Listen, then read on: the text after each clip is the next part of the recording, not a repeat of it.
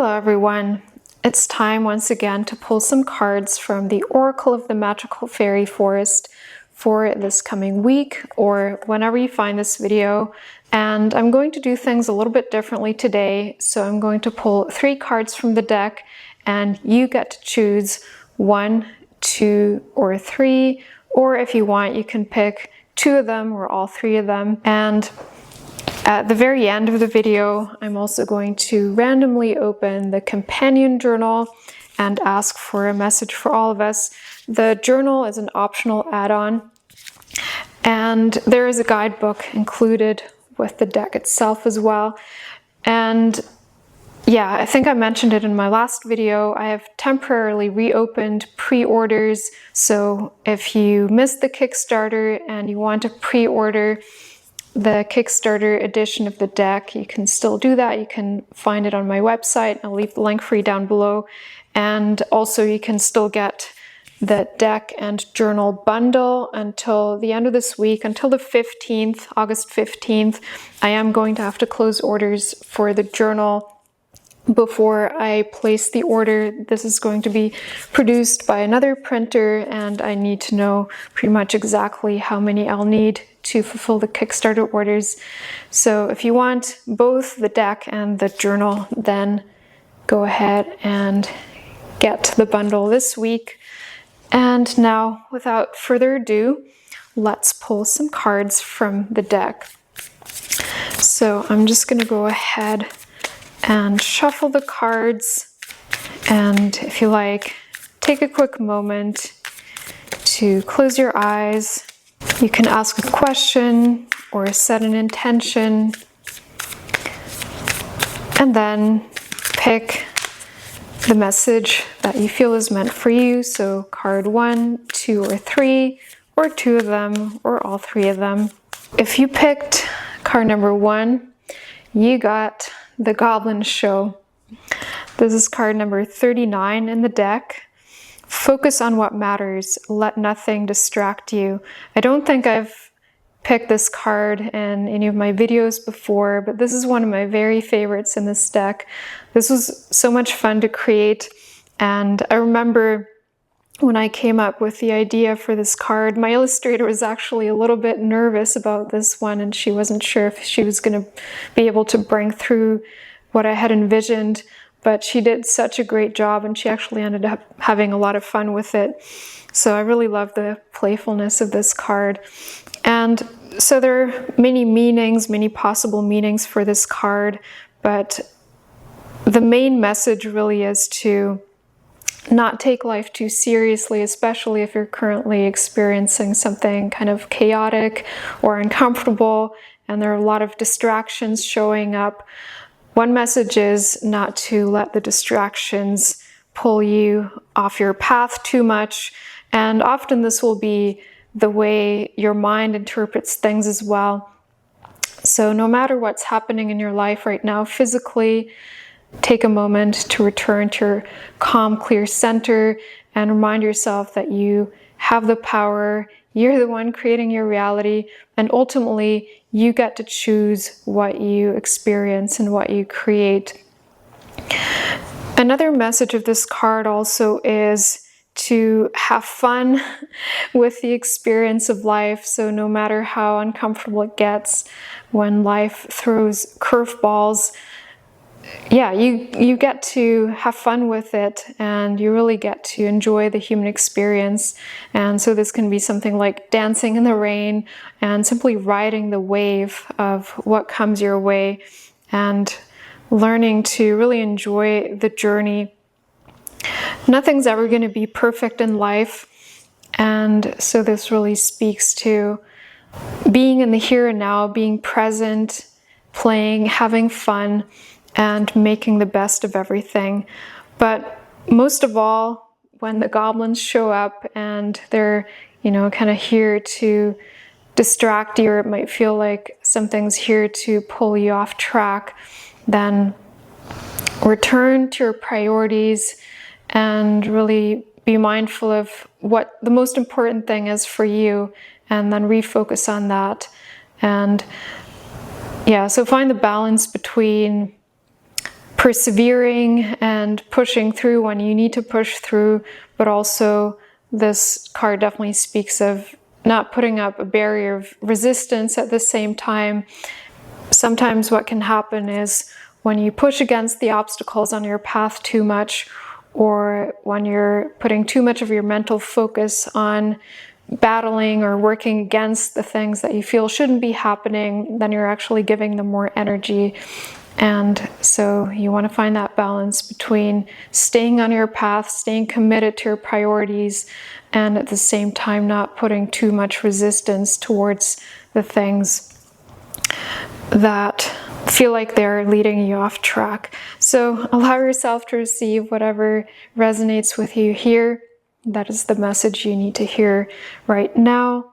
And other than that, play, have fun, and don't take things too seriously. If you picked card number 2, your message is the Guardian of the Fae. This is card number 44 in the deck. It's actually the very last card in the deck and also the last card that we created. You are protected. Nothing can harm you. So first of all, I want to say if you also picked the first card, then this may very well be related to that message. So simply remembering that when things get a little bit chaotic in your life, or also if there's a lot of anxiety or mental unrest showing up in your experience, then simply remembering that you have the power, you're the one really creating your reality, and you're more powerful and stronger than you think. So returning again to your calm, clear center and reminding yourself that you are safe, you're always divinely protected, and trusting that you are not just on the right path, but that you are always guided and supported and protected on the path that is most aligned for you. And that is always true. And the more you can not just affirm that, but really take that deep into your being and embody that and feel that on your journey, the more you can learn to trust, the more you'll also experience that, the more your physical experience will reflect that. Let me see if there's anything else here. So for some of you, I'm also hearing it's time to get more rest. So especially, once again, if you're feeling a lot of anxiety, a lot of unrest, internal or external, and you just feel like it's maybe difficult to focus on things, or there's just a lot going on, and especially if you feel like you can't afford to rest, you don't have time to rest, this is your reminder that there's always time to rest when you need it. And actually, when you give yourself permission to rest, to slow down, then time slows down with you, and you create space for all the things that matter, and most importantly, for taking care of yourself first. And through that, you naturally get the energy that you need to focus on your most important priorities on your journey. So if you picked card number 3, then your card is Loving Community. This is card number 40 in the deck. Come together to co-create, support each other. It's interesting that all 3 cards that I've pulled in this video are cards that have never come up in any of these videos before. And this card is really near and dear to my heart for so many reasons. It's actually also the first card that I pulled right after I received my sample from the printer. And yeah, so this has been a really important theme on my own journey, but I'm just gonna take a moment to tune in and see what messages these beautiful beings have for you today. Yeah, so first of all, this can be a more personal message, and it can be confirmation if you've been considering collaborating with someone or a group of people, a group of like-minded others on a similar journey. This can be confirmation that this is the right path for you, and really trust what your inner guidance is telling you about this collaboration or this opportunity. This can also be about what's currently happening in the world. And this is really a message of unity, remembering that we're all connected And everything that's happening in the world around us is ultimately a mirror, and it's pointing us to the ways that we are internally disconnected from our own power and also from each other. And it's really pointing us to the places where we can reconnect with our own true being, our own true essence, our own divine power that is ultimately within all of us as well. And through that, we can open doors to reconnecting with each other as well. So there's a lot here, and this can be a message that can go really deep if we look at everything that's happening in the world right now. This is definitely not going to be quick and easy in a lot of ways, but it is also an empowering message to remember that we are all connected, and we're actually all co-creating everything that we're experiencing in this world. And so this is not a message about blaming ourselves or anyone, but ultimately actually the opposite. Remembering that, yes, we are co-creating, and so when we can refocus on that and kind of open that door to unity within ourselves, and then also start embodying that more in our own lives and in our relationships with each other, then we will create that ripple effect that will start rippling out into the world, and we will start to see that reflection more in the outer world. So pretty much everything that we experience in the world, any of the conflicts, are mirrors of inner conflicts. And when we start doing the work to bring peace to the conflicts within ourselves, and through that I don't mean suppressing anything, but it's really about integration, doing the mirror work, doing the shadow work, to bring those different parts and pieces of ourselves back into unity and harmony, then we ultimately help to create the same in the world. But we can't really go about it that way in the sense that we can't really just go out into the world and change things externally if we don't begin within ourselves. So there's a lot more here. Take what resonates. And one final message I'm getting in connection with this card is that for some of you, this may be a week of heart healing. And yeah, you see the heart is really prominent here in the image. And heart healing and heart opening and reconnecting hearts. And once again, take what resonates with you. This is the message that you need to hear. Now, let's go ahead and open the journal and ask for a message for all of us. All right, so we've got the Shadow Hunter. This was another fun one to create, and this is an interesting one to see in connection with what I just shared about the third card for this week. So I'm going to read the message to you, then I'm going to take you through the ritual / practice for this card, and then I might share some of the journaling questions with you as well. This one is a little bit more in depth, so I might not go into all of them, but maybe some helpful pointers or some helpful questions for self-reflection that will help you embody the medicine of this card more deeply and in the way that benefits you the most right now. Do not fear what hides in the dark, for all is truly part of you. Befriend the shadow rather than perceiving it as your enemy. What you embrace becomes your ally and greatest gift. And the practice for this card: think of a current obstacle, pattern, or trigger you're facing on your journey. Connect within and ask to be shown what part of you is creating this experience. What does it look like? What does it need and want? How is it trying to protect you? Have a conversation with this part of yourself and get to know it.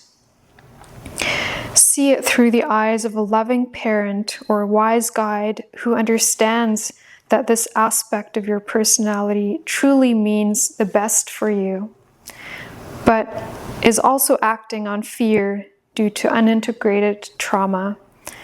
Give this part the love it needs. Find out how you can work together in a healthy way rather than fighting each other. What is the gift? And there's an affirmation at the bottom here as well. I love and embrace all parts of me. So if this resonates with you, I would encourage you to go back and listen to what I shared about card 3, because this is deeply connected. And so this is potentially going to be helpful for your own personal journey, but also in connection with everything that's going on in the world right now. Really doing our inner work around all of this is what opens the door, is really the key to everything else, because everything begins within. Everything that we experience in the world around us, whether it's in our immediate environment, in our own personal lives, or in the world as a whole, really is on some level a reflection of our own being. And if we're talking about conflict, it's really a reflection of our own unintegrated trauma. And if we can see it that way, then we can see everything from a totally different perspective, and we can take back our power and start creating something new from within first, and then collectively and ultimately will mirror and reflect out into the world. And that's how we start to create sustainable long-term change, not through fighting what we see in the world around us. Sometimes there's a place for that as well, but it really needs to come from an empowered place from within first. Okay, let's see if there are any questions here that I want to highlight in addition to what I already shared. Yeah, so this is a pretty deep practice that will take some time, just like the one that I shared with you last week. So I'm not going to go into it too much. If you want to work with a journal, then I would encourage you to really take your time, maybe set aside a day or two for this practice. There is one question that I do want to share with you, and that is, what parts of you want to be embraced more fully? And how can you meet yourself with more love and compassion? So how can you meet these parts of yourself with more love and compassion and acceptance? And sometimes these can be shadow parts. Sometimes these can also be light aspects, or like positive aspects or strengths that we suppress or that we hide out of fear of being seen. So really be open to seeing what comes up here, whether it is something that you're judging about yourself that you think is negative, or something that you're hiding because there is a fear of being seen, even if it's a positive thing, so-called positive thing. Really allow yourself to embrace all parts of yourself more fully and get to know who you are, get to know these parts of you and integrate them as part of your whole being. And this can be a lifelong practice, really. It is going to be for most people. But there's a lot of power and potential in this. And in the end, it really all comes down to love. It comes down to loving ourselves, accepting ourselves, and then doing the same for everyone around us as well. When we can do it for ourselves, then we can do it in an authentic way for others too. And all of that is healing for everyone. All right. I think this is everything I have for you for this week. Thank you so much for watching. Davy over there is getting excited, wagging her tail. Maybe I can show you a couple clips where house sitting and looking after an adorable dog and cat. And if you're interested in our house sitting journey, and I've been getting quite a few questions about how we find these sits, how we find these opportunities, and how we got into house sitting and pet sitting and so on. There's a video on my other channel that I recently uploaded that answers all those questions. I'll link it down below for those of you who are curious. And yeah, you're so cute. And yeah, here she is. Yep. All right, I'll be back with more soon. You're so cute. Hey, Davy, what are you seeing? You being cute? You're so cute.